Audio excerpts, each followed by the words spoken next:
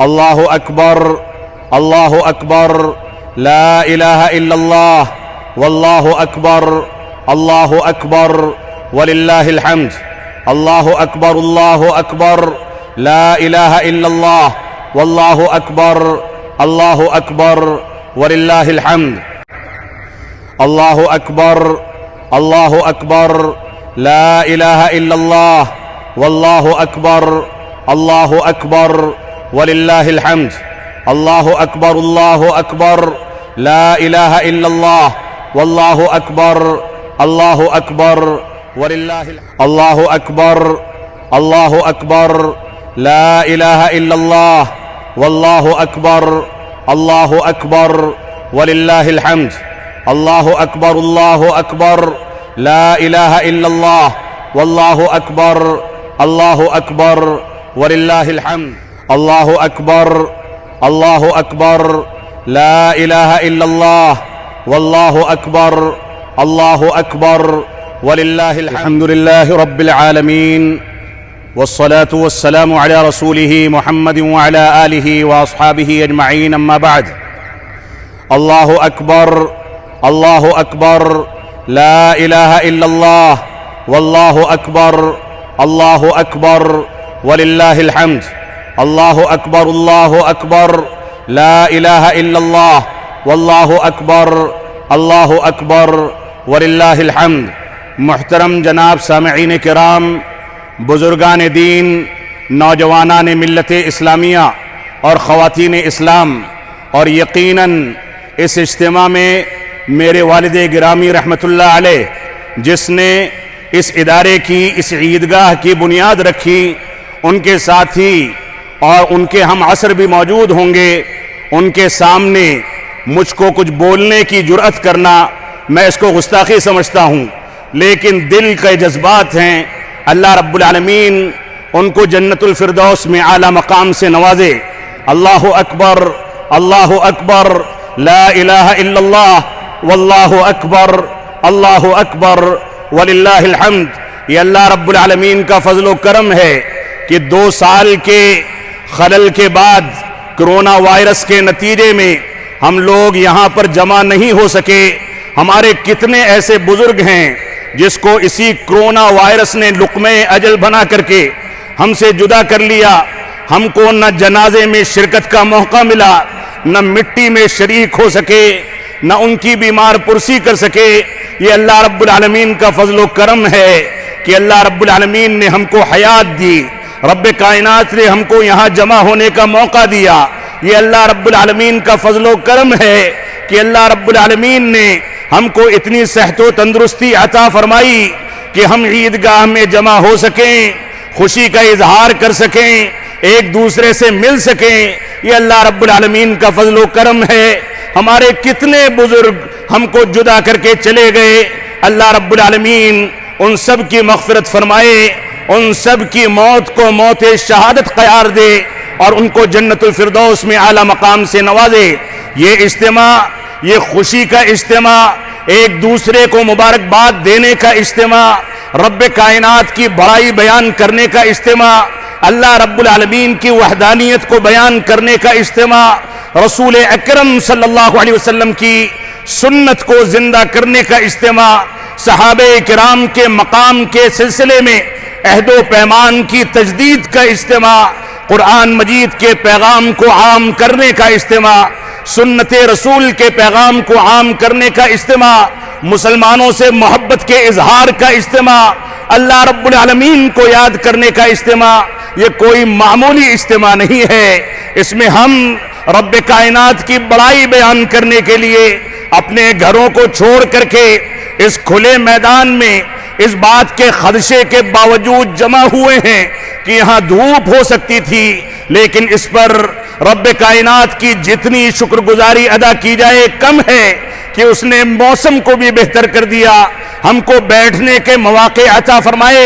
اے رب کائنات، ہمارے اس اجتماع کو قبول فرما، ہماری لغزشوں کو معاف فرما، ہم کو توحید کی جانب رجوع کرنے کی توفیق عطا فرما، ہم کو قرآن و سنت کو اپنانے کی توفیق عطا فرما، ہماری خواتین کو عائشہ صدیقہ، فاطمۃ الزہرا، امہات المومنین، بنات النبی اور صحابیات کی زندگی کا مطالعہ کر کے بچوں کی اسلامی تربیت کرنے کی توفیق عطا فرما۔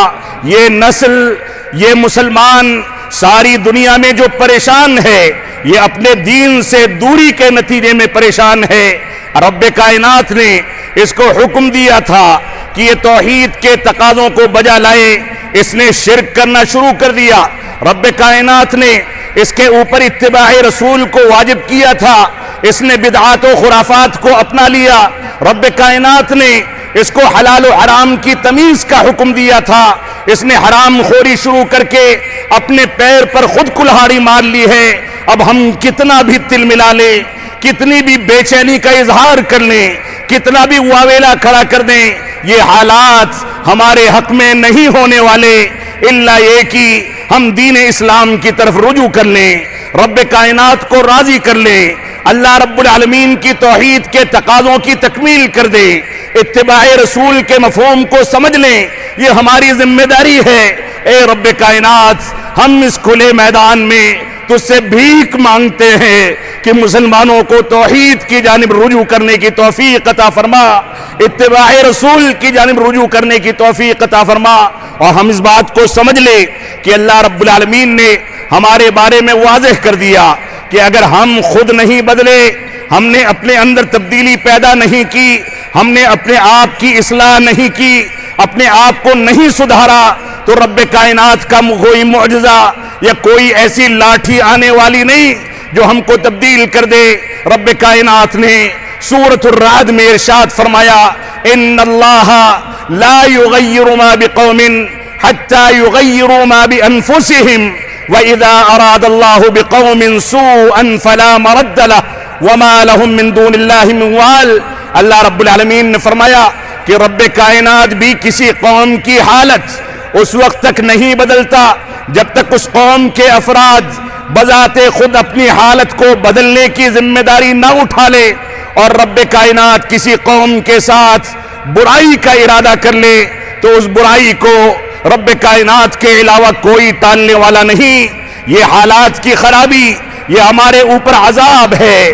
رب کائنات نے ہم کو مسجدوں کو آباد کرنے کا حکم دیا، اللہ رب العالمین نے ہم کو دین اسلام کو اپنانے کا حکم دیا، لیکن رمضان گزرتے ہی ہماری مسجدیں ویران ہو جاتی ہیں۔ رب کائنات نے ہم کو اتباع رسول کا حکم دیا، لیکن ہم پورے سال یہاں تک کہ رمضان کے مبارک مہینے میں بھی اللہ رب العالمین اور اس کے رسول کی مخالفت کر کے بدعات و خرافات میں زندگی گھماتے ہیں اور ڈوب جاتے ہیں۔ یہ رب کائنات کا عذاب ہے کہ اس نے ہمارے لیے اسی راستے کو مزین کر دیا جس راستے کو ہمارے مفتیوں نے، ہمارے علماء نے، ہمارے رہنماؤں نے ہمارے سامنے ذکر کیا۔ ہم نے اس کی تحقیق نہیں کی، اس کے بارے میں بحث و تحقیق کیے بغیر اس کو اپنا لیا۔ رب کائنات نے اسی راستے پر ہم کو لگا دیا۔ اللہ رب العالمین کا فرمان ہے، وَمَن يُشَاقِقِ الرَّسُولَ مِن بَعْدِ مَا تَبَيَّنَ لَهُ الْهُدَى وَيَتَّبِعْ غَيْرَ سَبِيلِ الْمُؤْمِنِينَ نُوَلِّهِ مَا تَوَلَّى وَنُصْلِهِ جَهَنَّمَ وَسَاءَتْ مَصِيرًا۔ اللہ رب العالمین نے فرمایا، جو شخص رسول اکرم صلی اللہ علیہ وسلم کی مخالفت کرتا ہے اور اس کے سامنے راستہ واضح ہو گیا، سنت رسول آ گئی، آیت کریمہ آ گئی، مومنوں کا راستہ آ گیا، اس کے باوجود اس نے غیر مومنوں کے راستے کو اپنایا، نُوَلِّهِ مَا تَوَلَّى، تو ہم اس کو اسی راستے کی جانب پھیر دیتے ہیں، گھما دیتے ہیں جس راستے پر چلنے کے لیے اس نے بندوبست کیا ہے، خود اپنے فیصلوں سے غلط راستہ اختیار کیا ہے۔ وَنُصْلِهِ جَهَنَّمَ، اور ہم اس کو جہنم پہنچا دیتے ہیں۔ وَسَاءَتْ مَصِيرًا، یہ بہت برا ٹھکانہ ہے۔ تو رب کائنات نے فرمایا کہ رب کائنات بھی کسی قوم کی حالت اس وقت تک نہیں بدلتا جب تک وہ قوم بذات خود اپنی حالت کو تبدیل کرنے کی ذمہ داری نہ اٹھا لے، اور رب کائنات اللہ نہ کرے کہ ہمارے ساتھ بھی کوئی برا فیصلہ کرے تو اس برے فیصلے کو اس کے علاوہ کوئی ٹالنے والا نہیں۔ رب کائنات نے، اللہ رب العالمین نے فرمایا کہ یہ جو برائیاں تمہارے ساتھ کی جاتی ہیں، اس بات کو سمجھ لو کہ رسول اکرم صلی اللہ علیہ وسلم، صحابہ کرام، تابعین عظام کے عہد مبارک میں اس سے کہیں زیادہ مصیبتیں مسلمانوں پر تھیں۔ وہاں تو بلال حبشی کو پیر میں بیڑیاں ڈال کر کے گھسیٹا جاتا تھا، وہاں ہمارے پیارے حبیب کے اوپر پتھراؤ کیے جاتے تھے، ان کو زخمی کیا جاتا تھا، لہو لہان کیا جاتا تھا، صحابیات کی شرمگاہوں میں نیزے مار کر کے ان کو قتل کر دیا جاتا تھا، شہید کر دیا جاتا تھا۔ وہاں صورتحال یہ تھی کہ آل یاسر کو انگاروں پر لٹایا جاتا تھا، اور جب آ کر کے رسول اکرم صلی اللہ علیہ وسلم کے سامنے وہ شکوا کرتے تھے تو آپ فرماتے تھے صبرن یا آل یاسر، اے آل یاسر تم صبر کرو، ہمارا وعدہ جنت میں ملاقات کا وعدہ ہے۔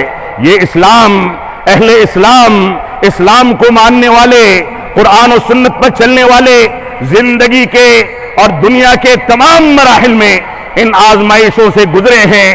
ان آزمائشوں پر ثابت قدمی اختیار کرنا، دین کی جانب رجوع کرنا، قرآن و سنت کو سمجھنا، قرآن و سنت پر مضبوطی اختیار کرنا، صراط مستقیم کو اپنانا، یہ مسلمانوں کا وتیرہ ہونا چاہیے۔ واویلا کھڑا کیا جائے، شور کیا جائے، اور اپنے نفس کے ساتھ، اپنے نفس کی اصلاح کے لیے جن جذبات کا اور جس واویلے کا استعمال ہونا چاہیے، وہ جذبات غیروں کے ساتھ سڑکوں پر نکل کر کے کیے جائے، یہ انصاف کی بات نہیں ہے۔ جب مصیبت آتی ہے تو انسان کو پہلے اپنے گریبان میں جھانکنا چاہیے، اللہ رب العالمین سے رشتوں کو مضبوط کرنا چاہیے، قانون کے دائرے میں رہ کر کے اپنے قائدین کی مدد حاصل کر کے جا کر کے اس کی پیروی کرنی چاہیے، سنجیدہ اقدامات کرنے چاہیے۔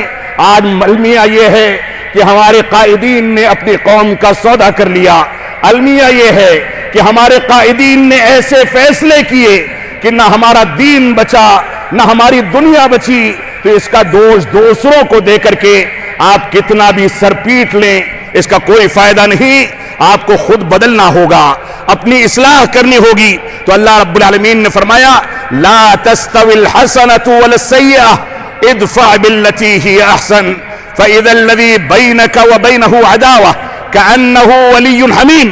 اللہ رب العالمین نے سورہ فصلت میں فرمایا کہ اے لوگو سن لو کہ برائی اور نیکی، اچھائی اور برائی، بدتمیزی، ناکارہ پن اور دنیا کے اندر سرکشی، اور اچھائیاں، خیر کے کام، بھلائی کے کام، یہ دونوں برابر نہیں ہو سکتے۔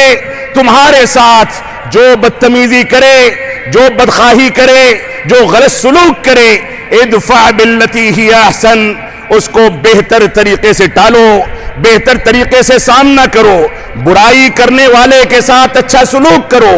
اللہ رب العالمین نے آگے فرمایا ادفع باللتی ہی احسن فاذا الذی بینک وبینہ عداوہ کأنہ ولی حمیم۔ تمہارے اور اس کے درمیان کتنی بھی عداوت ہو، کتنی بھی دشمنی ہو، ابو جہل والا اسٹینڈرڈ اختیار نہیں کر سکتا۔ رسول اکرم صلی اللہ علیہ وسلم کے خلاف کفار و مشرکین مکہ نے جو سلوک کیا، وہ سلوک دنیا کے کسی بھی خطے میں آج کا بڑے سے بڑا اسلام دشمن اختیار نہیں کر سکتا ہے، لیکن اس کے باوجود ان لوگوں نے برائی کا جواب اچھائی سے دیا۔ اللہ رب العالمین نے خوشخبری سنائی کہ وہ تمہارا گہرا اور جگری دوست ہو جائے گا۔ رسول اکرم صلی اللہ علیہ وسلم کے اخلاق کریمانہ سے کتنے لوگ کافر سے مسلمان ہوئے، یہ پوری تاریخ بھری پڑی ہے۔ اس وجہ سے آج کردار ادا کرنے کی ضرورت ہے، سچا مسلمان بن کر کے دنیا کے سامنے واضح کرنے کی ضرورت ہے کہ یہ مسلمان جب چلتا ہے تو اڑوس پڑوس میں ملنے والے فقراء اور مساکین کا تعاون کرتا ہے۔ یہ مسلمان جب بولتا ہے تو اس کی زبان سے پھول جھڑتے ہیں۔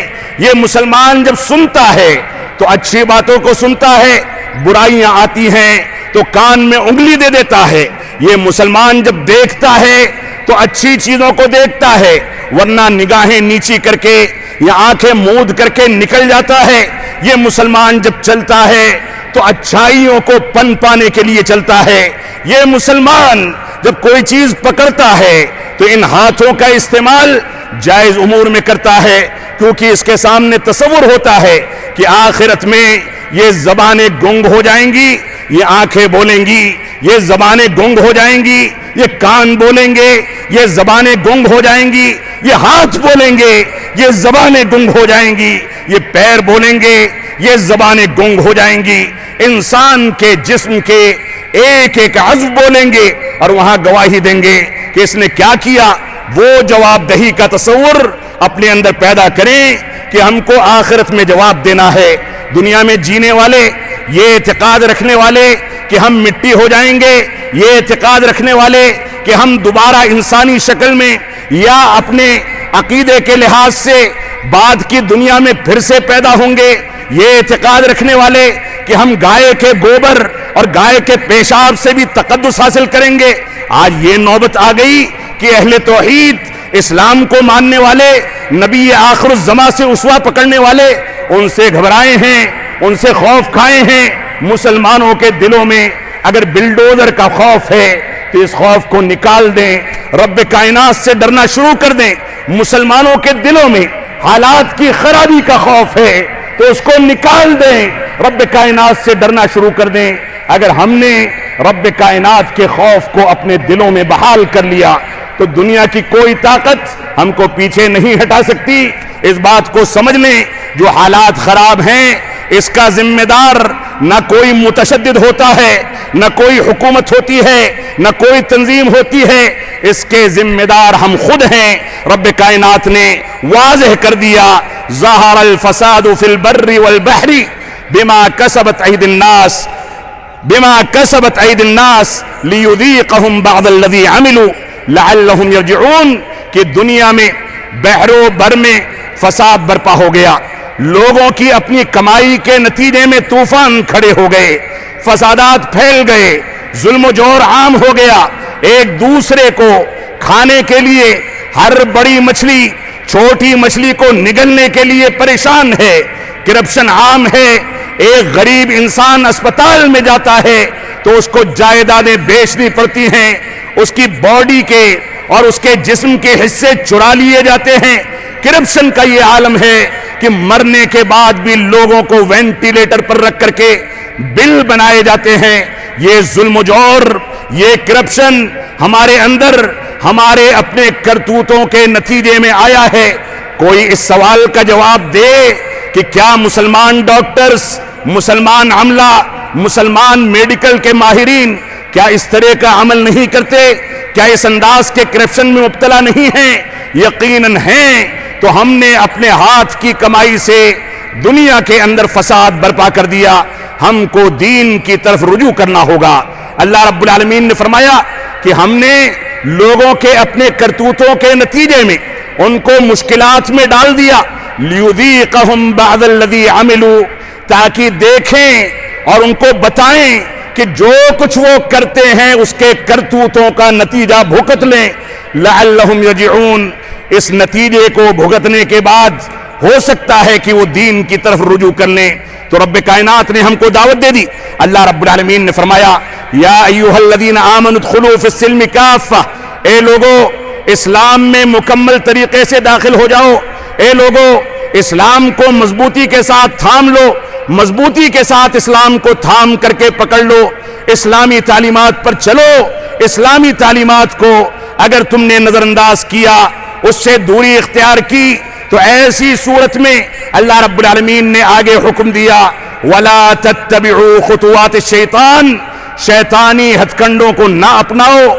یہ شیطان تم کو ماتریدیت کے بہانے سے، رافضیت کے بہانے سے، صحابہ کرام کی تنقیص کے بہانے سے، دین اسلام میں تفرقہ پیدا کرنے کے بہانے سے، چھوٹے چھوٹے مسائل پر لڑنے جھگڑنے کے مسائل میں ایک دوسرے کو کافر قرار دینے کے فتوے کے نتیجے میں تم کو بہکائے گا، گمراہ کرنے کی کوشش کرے گا۔ تم اس کی پیروی نہ کرنا، اس کے ہتھ کنڈوں میں نہ آنا، بلکہ اسلام میں مکمل طریقے سے داخل ہو جاؤ۔ ہماری ذمہ داری ہے کہ ہم اپنے معاملات کو بہتر کریں۔ مسلمانوں کا وتیرہ یہ ہے کہ دوسرے کی غلطی ہوتی ہے اور اپنی غلطی کی توجیہ و تعویل کر کے اس کو شریعت بنا لیا جاتا ہے۔ دوسرے کی خطا خطا ہوتی ہے، اپنی خطا کو نظر انداز کیا جاتا ہے۔ معاف فرمائیں گے، یہ پالیسی نہیں چلنے والی۔ شدت پسندی، بدتمیزی، بدخواہی، غلط انداز کے وتیرے کا جواب غلط انداز کے وتیرے اور شدت پسندی سے نہیں دیا جا سکتا، بلکہ شرافت، اسلامی قدریں اس کے لیے مکمل رہنمائی کرتی ہیں۔ ہماری ذمہ داری ہے کہ اس رہنمائی کو حاصل کریں۔ آج کے حالات جتنے بھی خراب ہوں، عہد رسالت سے زیادہ خراب نہیں، لیکن ہم کو صبر و تحمل کرنے کی تلقین کی گئی۔ نئی نسلوں کی اسلامی تربیت کرنا یہ ہماری ذمہ داری ہے۔ اس بات کو یاد رکھیں کہ ہماری کوکھ سے جنم لینے والے بچے، ہماری گود میں پلنے والے بچے اگر اسلامی تربیت سے بہراور نہیں ہو سکے، اسلامی تربیت کو اپنا نہیں سکے، تو قیامت کے دن ہم سے ہمارے بچوں کے بارے میں سوال ہوگا۔ ہم سے پوچھا جائے گا کہ تیرا بیٹا، تیرے ماتحت افراد نماز نہیں پڑھتے تھے، تم نے کیا کیا؟ توحید کو اپناتے نہیں تھے، تم نے کیا کیا؟ یہ ہماری ذمہ داری ہے کہ نئی نسلوں کی اسلامی تربیت کرنے پر مکمل احساس پیدا کریں، مکمل ذمہ داری نبھائیں۔ آج کے دور میں نشہ آور اشیاء میں نئی نسلوں کو، مسلمانوں کو مبتلا ہوتے دیکھ کر کے خون کے آنسو رونے کا دل کرتا ہے۔ اسی شاہین باغ سے ابھی ہیروئن کا ریکٹ پکڑا گیا، کون سا جواز ہے؟ مسلمانوں کے علاقوں میں فلمیں دیکھی جائیں، صحابہ کرام کی توہین کی جائے، نشہ آور چیزوں کو پروموٹ کیا جائے، ان کو بانٹا جائے، یہ کون سی بات ہے؟ مسلمان کہیں بھی رہے، اس کو سچا مسلمان ہونا چاہیے، اس کو اسلامی پیغام دینا چاہیے۔ ہم دیکھیں کہ بچوں کی اسلامی تربیت توحید کی بنیادوں پر کیسے ہوگی، ہم دیکھیں کہ بچوں کی تربیت اتباع رسول کی بنیادوں پر کیسے ہوگی، ہم دیکھیں کہ بچوں کی تربیت صحابہ کرام کے مقام کو سمجھنے پر کیسے ہوگی، ہم دیکھیں کہ ان بچوں کی تربیت حلال و حرام کی تمیز کی بنیادوں پر حرام کو چھوڑنے اور حلال کو اپنانے پر کیسے ہوگی، ہم دیکھیں۔ لیکن حقیقت یہ ہے کہ ہم بچوں کی تربیت میں ناکام ہیں۔ انہی آنکھوں نے اسی رمضان میں یہ مشاہدہ کیا ہے کہ ہمارے نوجوان بڑے آرام سے تراویح پڑھنے کے لیے گھر سے کہہ کر کے آتے ہیں، اور انہی مسجدوں میں اس تراویح کے دوران نہ جانے کتنے نوجوانوں نے IPL پر زندگی گزاری ہے۔ ان کا موبائل آن ہے، مسجدوں میں بیٹھ کر کے IPL دیکھا جا رہا ہے۔ اگر یہی اسلامی تربیت کا مفہوم ہے، اگر ہمارے ماں باپ نے اپنے بچوں کی ایسی ہی تربیت کی ہے، تو اس پر جتنا سر پھوڑا جائے کم ہے۔ یہ مسجدوں کے تقدس کو پامال کرنے والے، مسجدوں کی توہین کرنے والے، مسجدوں میں اس انداز کے وتیرے کو اختیار کرنے والے کون سے جواز کی بنیاد پر اس انداز کی حرکتیں کرتے ہیں؟ شادی بیاہ میں پورے بکھڑے، پوری فضول خرچیاں ہمارا وتیرہ بن چکا ہے۔ اللہ رب العالمین ہم کو قرآن و سنت کی جانب رجوع کرنے کی توفیق عطا فرمائے۔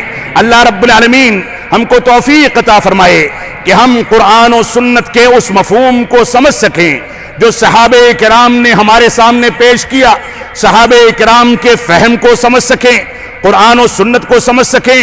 اے رب کائنات، ہم میں سے بعض نادان مسلمان جو ہمارے علماء کی ناقدری کرتے ہیں، ہمارے قائدین کی ناقدری کرتے ہیں، بعض نادان مسلمان اور نوجوان جو ہمارے معاشرے میں تفرقہ پیدا کرتے ہیں، اے رب کائنات ہمارے مسلمان بھائیوں کو قرآن و سنت کی بنیاد پر آگے بڑھنے، اتحاد پیدا کرنے، آپس میں منتشر ہونے کے بجائے متحد ہونے کی توفیق عطا فرما۔ ہم جب تک جئیں تب تک اسلام پر جئیں۔ اے رب کائنات ہمارے مسلمان بھائی دنیا کے جس بھی خطے میں پریشان حال ہیں، ہم تیرے در کے بھکاری بن کر کے آئے ہیں کہ ان کی پریشانیوں کو دور کر دے۔ اے رب کائنات اس میدان میں ہم تجھ سے بھیک مانگتے ہیں کہ مسلمانوں کو قرآن و سنت کی جانب رجوع کرنے، بدعات کو چھوڑنے، خرافات کو چھوڑنے، فہم صحابہ کو اپنانے کی توفیق عطا فرما۔ اے رب کائنات ہم تجھ سے توفیق طلب کرتے ہیں کہ تو ہمارے مسلمان بھائیوں کو تنقیص صحابہ اور توہین صحابہ سے توبہ کر کے صحابہ کرام کی عظمت کا اقرار کرنے، ان سے محبت کا اظہار کرنے کی توفیق عطا فرما۔ اے رب کائنات، ہم تیرے در کے بھکاری ہیں کہ اے رب کائنات ہم یہاں جمع ہوئے ہیں، دنیا کے جس بھی خطے میں مسلمان پریشان ہے اس کی پریشانی کو دور فرما۔ ہم میں سے جو لوگ گزر گئے ان کو جنت الفردوس میں اعلیٰ مقام عطا فرما، جو لوگ باحیات ہیں ان کو دین کی طرف رجوع کرنے کی توفیق عطا فرما، جو بیمار ہیں رب کائنات ان کو بیماری سے شفا یابی عطا فرما۔ اے رب کائنات، ساری دنیا اس جھلستی ہوئی گرمی سے پریشان ہے، یہ گرمی جہنم کے سانس لینے کے نتیجے میں دنیا میں وجود میں آتی ہے۔ اے رب کائنات، بارش برسا کر کے اپنی مخلوق کو، بے زبان مخلوق کو، جانوروں کو، پرندوں کو، انسانوں کو، کھیتی باڑی کو، ساری کی ساری چیزوں کو سیراب فرما کہ لوگوں کو آرام کے ساتھ کھانا مل سکے، غلہ مل سکے، چڑیا، پرندے، درندے یہ بھوکے اور پیاسے نہ مریں۔ اے رب کائنات، کتنے درخت ایسے ہیں، کتنے پودے ایسے ہیں جو اسی گرمی سے جھلس کر کے تباہ ہو رہے ہیں۔ اے رب کائنات، ہماری خطاؤں کے نتیجے میں اس بے زبان مخلوق کو اپنے عذاب میں مبتلا نہ کر، بلکہ ہماری خطاؤں کو معاف فرما، ہم کو توفیق دے کہ ہم خطاؤں سے، گناہوں سے توبہ کریں، تاکہ رب کائنات کی بارش برسے، برسات زمین کو سیراب کرے، رحمت کا نزول ہو۔ اے رب کائنات، ہم تجھ سے اس میدان میں اس کے علاوہ جو بھی چیزیں ہماری بھلائی کے حق میں ہیں، ہمارے لیے خیر کے فیصلے ہیں، ان کو ہمارا مقدر بنا دے۔ جو چیزیں ہمارے حق میں نہیں، ہمارے لیے برائی کا فیصلہ ہیں، ان چیزوں سے ہم کو بچا۔ اے رب کائنات، اس خطاب میں جو کچھ باتیں تیری کتاب اور تیرے رسول کی سنت کے مطابق کہی گئیں ان کو قبول فرما۔ جو باتیں میری زبان سے لغزش کی بنیاد پر اور ضبط لسانی کی بنیاد پر غلط نکلی ہوں، اے رب کائنات، میں اسی مجلس میں تجھ سے معافی کی درخواست کرتا ہوں۔ اے رب کائنات، ہم جب تک جئیں تب تک اسلام پر جئیں، جب ہمارا خاتمہ ہو تو ایمان پر ہو۔ بارک اللہ لنا ولکم فی القرآن المجید ونفعنی وإیاکم بالآیات والذکر الحمید، انہ تعالی جواد کریم ملک بر الرؤوف الرحیم، وصلی اللہ علی نبینا محمد وعلی آلہ وصحبہ وسلم۔